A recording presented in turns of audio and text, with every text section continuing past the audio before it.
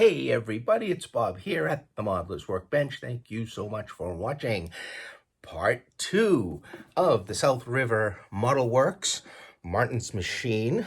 Part 1 went fairly well, and now ready to jump into part 2 with this video where I finish up the roof and then move on to getting the structure planted on the diorama base, which is a whole project in itself. Probably a little more work than, in time that is needed than just the main structure, which is pretty impressive in itself with the base that, I had to do. So anyway, yeah, let's start part 2. So moving on to the roof of this mill, I went ahead and just drew some guidelines just to give me some reference when I end up putting the shingles on. It's easier for me to eye how straight I'm being with, these kind of lines than trying to look at the whole card. So I did that. Some of these, like when you go around from one roof to the other, like this part of this roof rides above this part of this roof. So in other words, this comes in here and makes the valley, but this is got to kind of go under that. So you got this little bit of roof here. This was long, this was down to here, so I did cut this back a little bit, just to kind of make it look a little better. But what you've got to do is you've got to go with these pieces here, which I painted the wall color after staining them. These pieces here go up under like that, so they go up under here on all the ends, and then we've got more 1x that trims out the outer edge of the roof before we can do any shingles. So what I'm doing is I'm kind of getting the card in there and seeing how it sits, and then I'll like glue those underneath here and do the same on the other side. So that's what I'm going to work on now, get all that trim on before I glue these cards down onto the roof. I wanted to mention that what you have to do when you put these soffits in, you've got to make marks. So basically what we're doing is we're kind of representing that these are roof boards that go from front to back. So I took a piece of the board, and after I sponged the paint on, I just took the piece of the board and I went down the line and scored. And then after they were scored, I just put some of this raw umber pan pastel just to dirty it up, and then it'll get into the groove and you can see those grooves better. Basically when it goes on and you look underneath, it'll look like boards. Once I get this roof I'm going to put on, kind of first, though I need to kind of lift this corner up here because this goes up under this corner, this piece here. The other thing with this is that I had to make, when you cut this out, this flips down to cover the roof on the front here, but then when you cut that out, you got to make another little piece to get in here, and because that's going to continue down this gable end, and this will stiffen up when I put the soffit piece in here and here, soffit pieces here and here. So all of this will get up under like that. I will say that this kit, as complicated as the roof is, when I cut these pieces out of the cardstock and I followed the lines, very, very little bit of cutback and sanding did I have to do. I mean, very little. And these things are fitting really good, I have to say. So, I mean, as complicated as all of this is, for these cards to fit as well as they are, I am very happy. I mean, no complaints. See, for instance, if you look here, I need to just take maybe 0.5 millimeter off of this just so that this card can go in a little deeper. That's, I mean, that's really it. That's all I really have to do, is just this little bit. So I am super happy with the way things are fitting together on this kit, for as complicated as everything is on it. So let me continue to plug away on this before we get to the shingles. I've got the roof cards on, the two main roof cards on. Very impressed with the way that they fit. Didn't take too much messing around with them, just a little bit of trimming here and there, mostly on where the two cards meet, but not bad at all. The most finicky roof is this one. This one here comes across, but then carries on to this lower roof here. So I've got this folded down, and I'll save this one for after I start shingling these. All of the roof edges get a scale 2x6 followed by a scale 2x4. I'm sorry, 1x6 followed by a 1x4 scale. And those get on all of the edges before you start shingling. As far as the shingling goes, I'm going to take a look at them. The Bob in the instructions mentions using markers. I do have some paint markers in grays that I'll take a look at, and also I think I'm going to put a base coat of I have like a slate gray color. I'm going to look at the shingles, put maybe just a base coat of slate gray on those. Then I'll start laying them down, and I can use the paint markers to darken some of the shingles as we go along. If you look at the photos, you can kind of pick up where some of these slate shingles are just a little bit darker gray here and there. There's also some that are kind of broken and at an angle. So yeah, the roof is definitely gonna take some time to do. There's also this piece here. We've got this piece that sits on the top.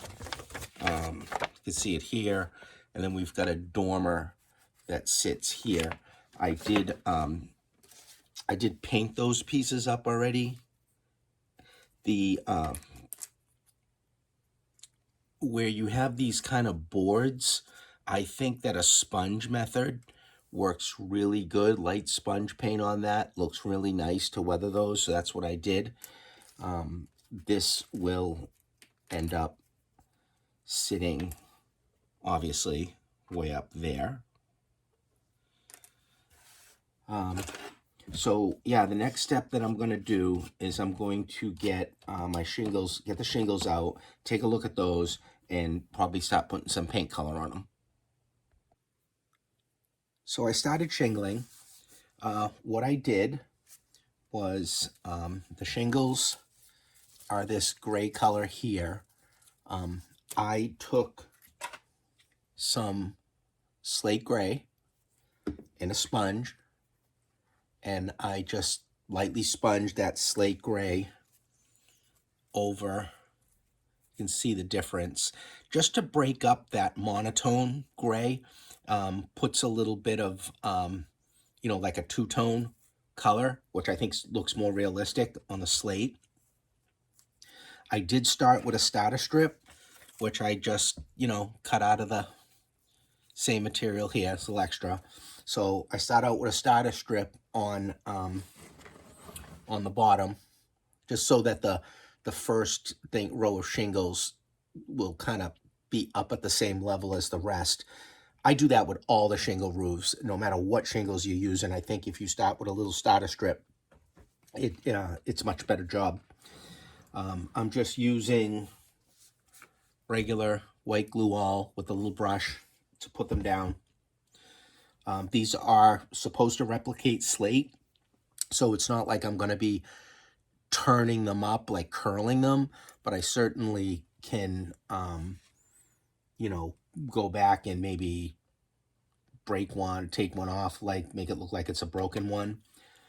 Then in Bob in the instructions colors his shingles with paint pens. I found these two colors here to look pretty good. This one, these are fiber castles that I got at Michael's. This is a warm gray 4. This is a cold gray 4.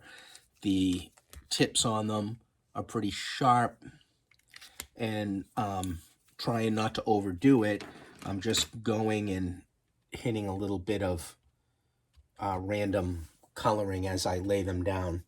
Just take the tip and draw one little shingle a different color. I do have might use this really sparingly. This is a warm gray 5. This is pretty dark. Matter of fact, I did it once on this one. I think occasionally it will look good. And I'm going to, you know, probably put some weathering chalks on this to blend them together. I don't want to do any, like my brown wash. I don't really want to get any moisture on these when I'm done. So I'll try to weather them dry with the pastel chalks, and then some, you know, pastel rust kind of coming down here or there. So that's what I'm starting. I'm starting in the back. I wanted to see how they would lay down in the back here. Which is actually the front of the structure, but in my layout, it's going to be the back. So, you know, I'm kind of going to go up the line. It's going to take some time to get this roof shingle. This is the largest part of the roof, I think, this here. And also, I did put some masking tape that I painted with that slate gray in here in the valley. The prototype has got those shingles staying away from this fairly good distance to see the valley, but what I wanted to do was and it's a little extra work, but I wanted to cut these shingles following that line here, and then when the others come in, I can cut those. Basically what I do is I just lay the shingle in and take a razor blade and, you know, kind of lightly score it or push it in just to make a faint line, and then finish the cut on the workbench. And I'll see how this comes out in the back here. But that's what I'm going to do. So I'm going to take some time and plug away at shingling this massive roof. Okay, I'm just about finishing up with all of the shingling that goes on this structure, which it would be an understatement if I said there's a lot of shingles, because there is a lot of shingles. So I didn't use a glue stick like the instructions said. I just used an old brush and some glue all, and just, you know, went strip by strip on the back of them. There's a lot of valleys on this roof, so that was the most time consuming part of it, was that rather than follow the prototype, which was to put flashing in here and then the shingles only up to, you know, close to the edge, and I ended up kind of going in tight with the shingling here, and I'm toying with the idea. I'm going to see how I like it. I'm going to take some craft paper and I'm gonna cut it about a 1/2 millimeter, so pretty thin, and I'm gonna see how that looks in the valley here. Because I don't think it looks bad now, but I'm gonna see how it looks in the valley with that and then decide what I want to do. As far as the ridge capping goes, I'm using a white envelope, and I've painted it. I want to kind of replicate copper cap. So what paint I had that I always thought looks like the copper is this Italian sage. So I used a sponge. I've got 2 coats on the corner edge. I'm going to cut this about 2 millimeters down. So I'll have like 2 millimeters on each side, and I'm going to run that along the top edge. I'll see how that looks. I'm finishing up the dormer. The dormer and this tower go together in the usual way, you know, walls and corner bracing. So the other thing is I'm now going kind of randomly with shingles and putting different colors on them. I'm using these Faber-Castell artist pen brushes. They've got the fine point on them, and I've got 2 different kinds of grays here, and I'm just gonna randomly go and continue on coloring some of those to break up the monotony. And I think the initial sponge painting of that slate gray was nice too, because it gave me an initial color variation on the shingles. So now that this is done, I got to work on the ridge caps, and I've got to work on the roof of this here, which is a casting, resin casting that I'm toying with what I want to cover on the top of this. I think I'm going to use the same kind of old copper color, the green, on it. So that'll be the other one. And then after that, I saved it so I wouldn't knock it off. Doing the roofing is I've got to build a roof that comes off of this, this side here. So that's the next steps on the build. Okay, so when it comes time to do this little roof overhang, you don't really get a flat template to go off of. So it's kind of like you're going back to, you know, real old school building, which I kind of did almost in place here. The plans, the instructions call for a scale 2x8 coming out of here, but I thought that looked too thick to me. So I replaced it with a scale 6x6. I'm sorry, an 8x8 was supposed to go here. I replaced it with a 6x6, and then 2x6 rafters come in here. So that I kind of built it in place, really, with some canopy glue. And then after that, I just I didn't use the same thickness cardstock for this roof. I used a thinner cardstock that I had. I lined it with 1x4, and then I used some old Campbell shingles on this. The way I weather the Campbell shingles is kind of what I, learned from building fine scale miniature kits, with just a variation, because what George Celios does with these Campbell shingles is he'll do like a thin down, a grimy black, and then some, gray and rust colored, and followed by a dry brush of white or an off-white once you lift some of these shingles up to hit the edge. So what I did was I stained the shingles with creosote black hunter line stain, and then I followed that with some light brushing of a light gray, a very light rust, and then followed that with a hitting the lifted up edges with the white. I think the effect looks good with these kind of shingles, and this will get glued right onto the top there. I did start to put this on the sub base, which is why you see some of the foam here, because I got to bring this up high. So let me get this glued in, and then we'll get over to the sub base, and I'll show you what I've been working on over there.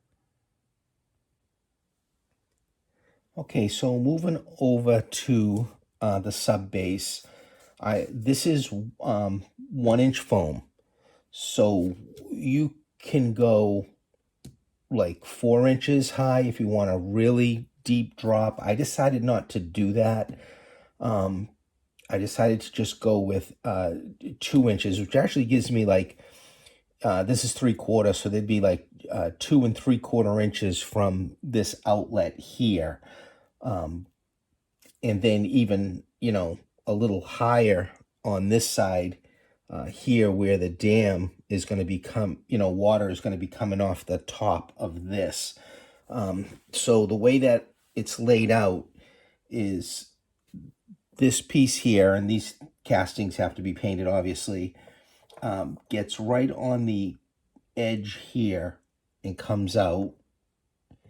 And then you've got this lower castings which sit on the same plywood as this base here to bring it up level with this, which is 3/4. So that'll get butted up into there and come off, you know, at an angle. And then the upper one sits on 1-inch foam. So you got about a 1/4 of an inch difference.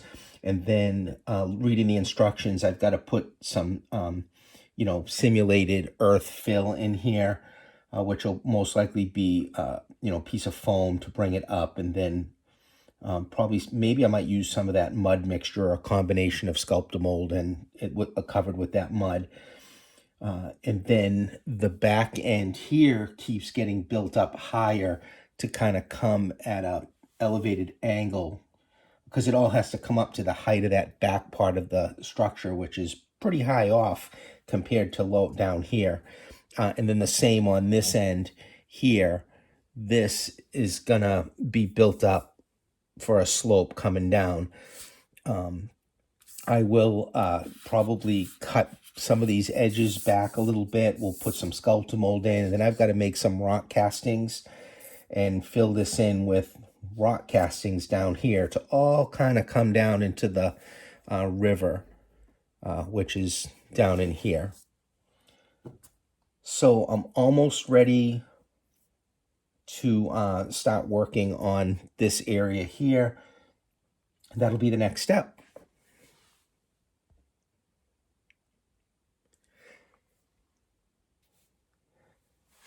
Okay, so I'm just starting to rough in foam pieces. We've, you know, got to get all the way up to the street level up here on the back and slope down. And then on this side, another slope down, but then we've got the water level here, which again has got to come up to this point. And then I've got to build the wooden cribbing that goes in between these two stone castings for the dam, with the water flowing over and down into this lower part here. I started to throw in smaller rock castings in the Sculptamold. I'm going to show you the rock castings that I'm using.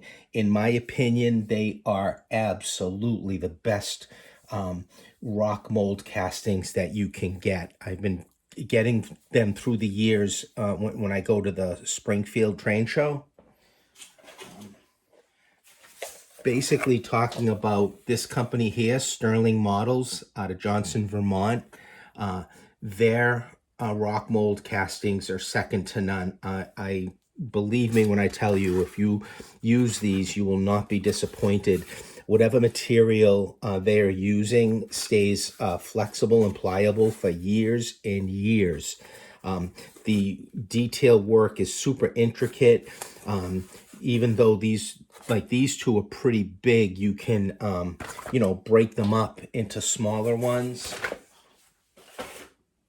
Here are two smaller molds that they make, which again you can break up, or if you have a big area, you can use a cross hole.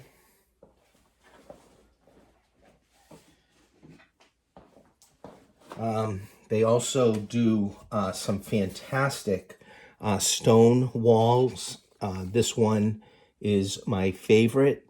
I'll show you. I already casted one of these to break up into small retaining walls. If you look, I did use the hydrocal, so this is one of the larger ones that I can, kind of break up into different sections to use. Here's another one. I mean, they're just absolutely fantastic as far as molds go.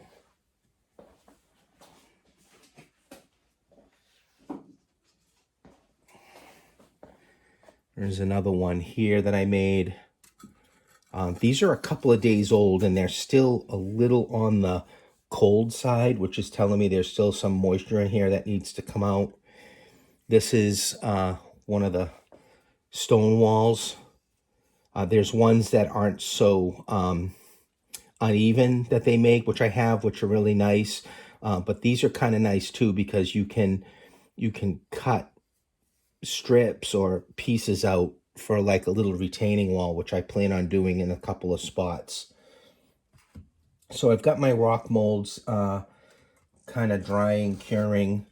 And again, I did put a couple of small pieces that I broke off here and there amongst the Sculptamold, which are hard to see because obviously everything's white.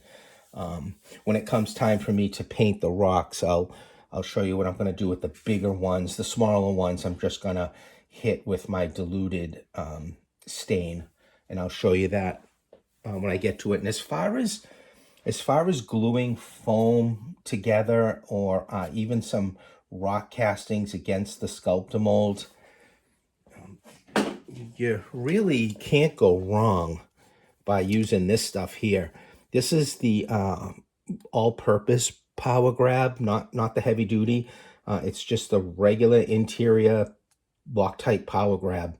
This stuff's great. It really has some holding power. When you're putting things up, it will keep them up, and it dries pretty nice too. So this is a nice product to use when you're gluing things together. So yeah, this is where I'm at, still roughing in. I'm going to continue to probably shave some of this foam down and figure out as I go along everything coming down and spilling down into this bottom of the river here. Okay, some of the rocks I'm going to just do mostly gray, which basically what I color the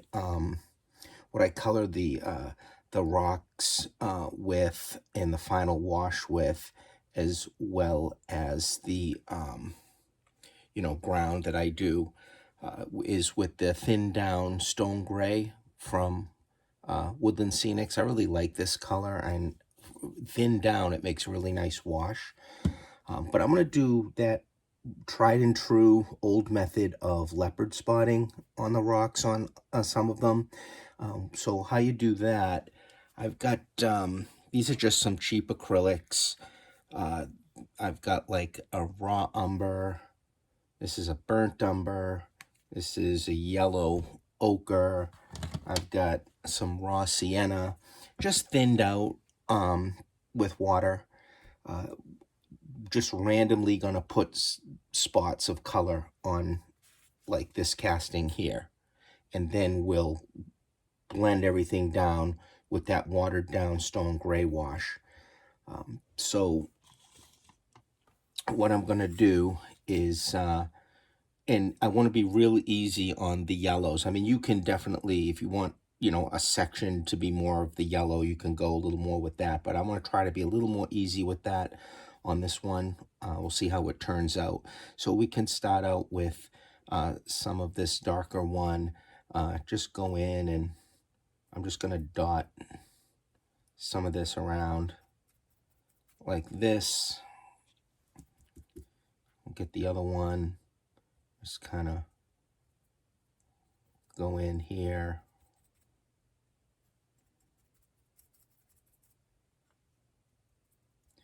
I like doing scenery, you know, when you're at your bench doing modeling, and then, you know, you've got your diorama base going, and now it's time to do scenery and blend it all together. I find that part of the process really relaxing and a lot of fun to do, especially you spend so much time, you know, putting walls together and painting and windows and glazing and all of that, and then you get to like really turn it into a nice diorama, you know. So I mean, doesn't that look lovely? All right, let's take some of that watered down stone gray, and we'll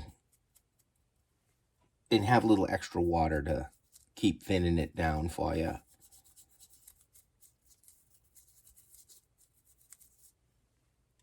I'd probably make this just a little thinner. And I think I'm about, I mean, I'm probably about 60% water to the 40% stone gray over here.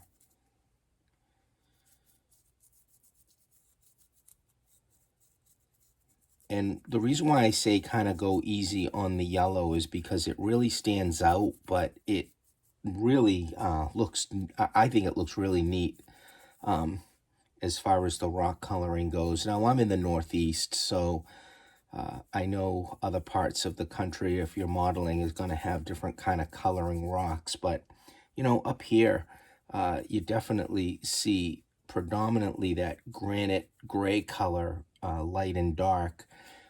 But you see, you know, reds and yellows and browns in that rock also.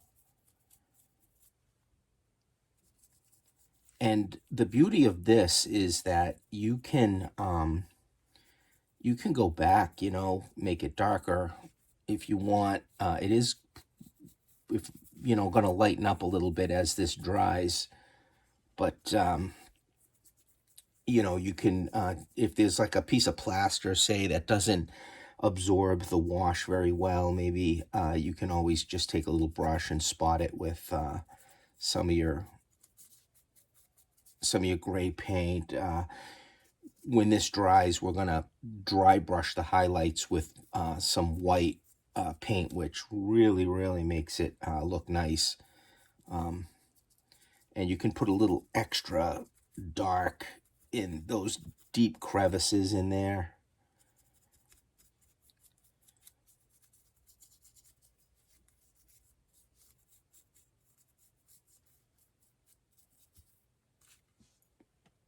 See, there's like a little spot of plaster that's just not grabbing that wash. Well, I'll just put something on there and or darken that, let that dry and go back. But I mean, that was pretty cool. It's like the yellows turn mix a little bit of the orange and little darker here and there. And as this dries, it'll look a little better. But yeah, that's basically how I color a lot of the rocks that I do. You know, like this. And some of them I'll probably do more, like streaks of the yellow, orange color go on the rocks. But you know, we'll let this dry and I'll take a look at it. But I think that looks pretty good.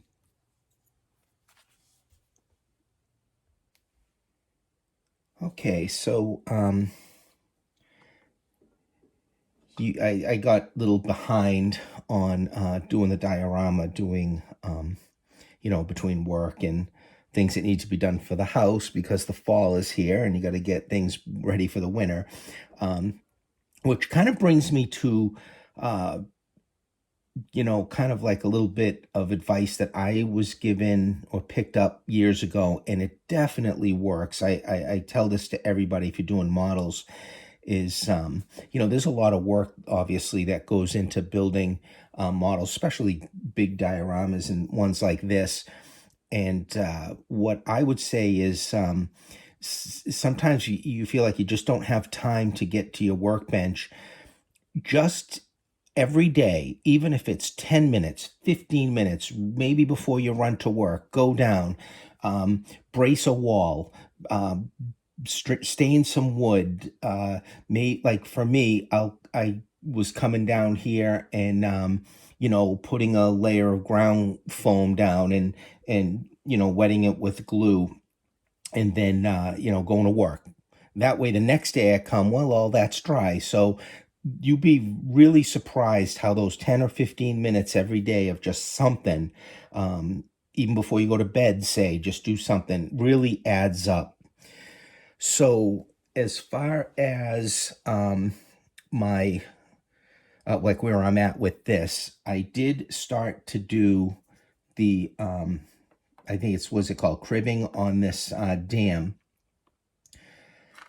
You've got to put 3 pieces of strip wood here. What I did is I glued like all 3 as one unit. There's 2 side by side and one sits at the top. And then once that was done, using canopy glue, I glued this to the top of these stones, and then I just weighted it down with some of these just to keep it down while it dried overnight. This here is glued down again with canopy glue. This is the front part. I actually kind of made a mistake on this because this top rail is supposed to go all the way and bury into some earth here, and I forgot to do that. I had cut it even on the top, but it's not a big deal because what I'm going to do is I'm going to put some earth here, but I'm just going to take a piece and I'll put it in here as like a double one before it gets into this ground area, and then I'll just extend a piece on the top into that because this back part is goes a little bit further this way, and I need room for these to sit in. So building these here, you just have a pattern. I think this is what kind of maybe caused me to not think ahead, was instead of just having the full drawing out to match what I needed to do, they're kind of clipped and it says length to be determined by design. So I just wasn't thinking of carrying that over. But again, no big deal. I can deal with that. So I measured the lengths of the 2 stone walls that go together. That's how I got the lengths of these. This here, I'm going to have to make another one kind of come a little bit more here, again, to carry these. These are a little bit more than 6 centimeters long.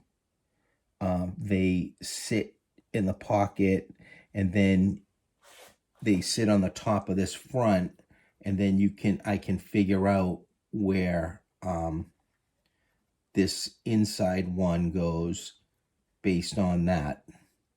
So what I'm going to do is probably put like one at the very end and one in the middle, and then that way I can slide this center piece in up close, up to where it's supposed to be. It's supposed to be, I guess, at a little bit of an angle according to the drawings. So it's kind of got to look like that. When you look at the drawing here, you can see it. So that's what I'm working on now. I guess I got to take some of my Sculptamold and put it all in here to bring this up so that can carry into it. The other thing that I realized late, I didn't get too far here, was this area here is going to be filled with water in back of the dam. There's some land that comes off of this back here, and then the water sits behind the dam, obviously, and the water level is up around this height so that it comes, right to the top of this. I have years and years ago, I've seen some horror stories with pouring resin water on top of foam, and the foam outgasts, over the years, and then next thing you know, all of your pour is ruined because you've got all of these bubbles and everything. So, and I've seen pictures of that from, unfortunately, people that did a lot of work and ended up having issues. So what I need to do is I'm gonna put a little bit more foam here, and then I'm going to cover where the pour goes with wood, some like thin plywood. That way it'll block any outgassing from the foam. So it's going to be a little extra work to do to get it right, but I don't think it'll be too bad because it'll be thin plywood. So I gotta, once I get this in foamed up, I'll figure out what I need to do there. And then I've got to bring the ground coming down here. So yeah, it's a little bit of work on this side to do. The side over here where that stone, I got this in and then Sculptamold up to it. So this is got to have some ground foam and, you know, kind of continue with that. I did have some of these woodland scenic stones right here. They're real light. They're nice. You can color them even darker. I also took some of these and put them in my mortar and pestle and broke them up even more to make some real small ones, and had put some ground dirt in. So little by little, I'm working on getting the bottom of this to be real, you know, rocky and such. And then I'll do a water pour on this. Now I've only got what was I got, like 1, 2, 3. I got like 3 inches from here down. And I think the prototype's got 4 inches. It's even lower. But I figured when I set this in to wherever it eventually will go, I can drop the front of the river even lower. So another drop off to, you know, to continue getting a little more interest in the river dropping down. I have this idea that at some point where this sits is at an angle like across the front would be perfect to have a railroad bridge, so the train could go by this over the river. I think down the road, I think that would be something that I would have as a goal set for where this goes. All right, so let me work on this dam part and come back. We'll see where I'm at.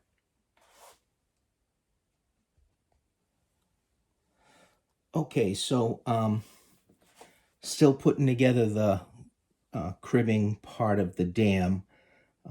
I've got the pieces in, and now the first layer of planking goes on, and it goes across this way with a combination of 2x12 and 2x8s all this way, and then the next layer will go from the back to the front after that's done. I did talk about how I don't want to pour resin on top of foam. One of the stories that has always stuck with me regarding that was Dave Ferrari. If you're familiar with his work, you know, master at scenery, he had done a big project. I can't remember exactly who it was for, but I think it was a seaport diorama, and he had poured resin over foam, and after some time had gone by, all of the foam had outgassed through the resin and just ruined the water with bubbles. So that story always stuck with me, that I never want to take that chance after all the hard work that you do to run into that. So from that point on, I've always poured resin over wood with either a Sculptamold or plaster or what have you on it, but not foam. So I covered the foam that I built up with 1/2 inch MDF. So all the black you see is 1/2 inch MDF. that I painted black, and then I did a layer of sealant around the edges of the building in this back portion in the dam prior to setting this down. As you know, if the resin leaks through, I want to have a series of sealing layers for any resin that may drip through. So I've got that one down. Then this wood was glued down on top of that, and then I will also do some clear caulking around all of the edges before I do any kind of a resin pour. The resin height is, got to come up to here. So kind of a deep resin pour. It's probably going to be several pours unless I can probably cut down some of that by maybe putting another layer of wood, like something like this real thin stuff here. But I like maybe in the back here. I haven't decided yet. So probably take more than just one resin pour to get the height that I want. But again, I might cut that back because the resin, the pores gotta kind of come up to this level here. So that it kind of looks like maybe a 1/2 inch pour. It's kind of deep. So yeah, about a 1/2 inch height or more to get it up there. So anyway, I think the first thing, and I'm kind of doing things as I go along rather than to kind of see where I'm at each scenery that I do.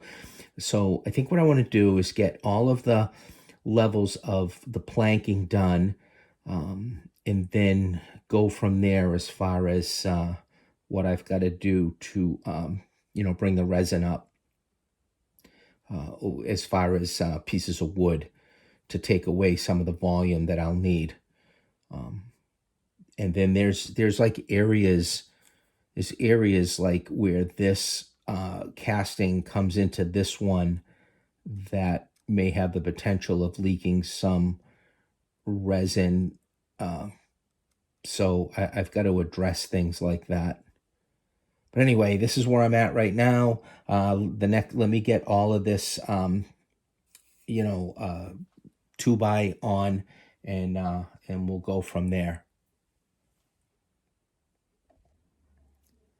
So looking at this angle, I'm taking now the second layer of this here, and these are gonna, go from back to front over this, and I'll cut and fit them on this corner over here, and I'll come in here. I'm gonna bring the land form down over this area here, and then I've got to bring a layer of like mud from probably somewhere in here kind of straight in, but I am going to put another layer of wood on top of this just to bring this up a little higher and decrease the amount of resin that I'm going to do.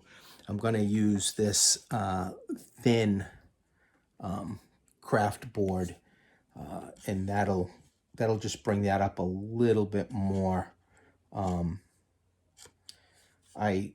I was toying with originally putting 3/4 in here, but what was happening was I couldn't get into this area here to seal it well. Like it was just getting in the way. It was too high, and I figured I'd do this. But then when I was trying to visualize the resin needed to fill it, I figured I might as well just put another layer of wood on this here.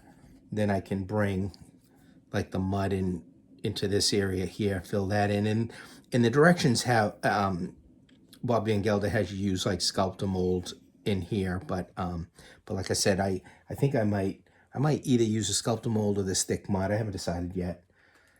But right now, the job is to get all of the rest of this layer in going across. And I stain these with a variety of different color stains, driftwood and light gray and creosote black. And I can always put another darker, because it'll be under the water, so I can put a little darker on there, because most likely the boards probably would have been on the dark side, with all the water on top of them. I want to show you what I do with rock castings, or like this wall casting. This wall casting was, fairly wide, but I didn't need that. I just needed a small strip. So what I did was I figured out, what I needed as far as the width and the closest line in these stones to go to. And I just use a hacksaw blade, and I just slowly start to go down. When it starts to kind of get a little tight on the blade, I can snap it, and then with just a piece of rough sandpaper, you can just go back and forth to flatten it, getting it down to your final width. I did that the same way with these rock castings. The ones that I needed to sit down and I wanted to just use the part or the half that I liked, I would cut these in half, or sometimes smaller. Like this one here, I had just cut, and it's the same exact thing. I just took the hacksaw blade, found out where I kind of wanted to go, slowly went down, snapped it, final sand any ridge on it, and that was it. All right, so I think I'm gonna stop here for part 2, and because there's more work on the scenery that needs to be done, and then the final water pour, plus the roof of the structure needs more weathering and some things that go on top of that, and also the walls need some detail work. So a little bit of work ahead. I think I'm going to stop this part 2, and then it looks like I'll probably finish up the whole thing in part 3. So again, thanks for watching, and keep modeling.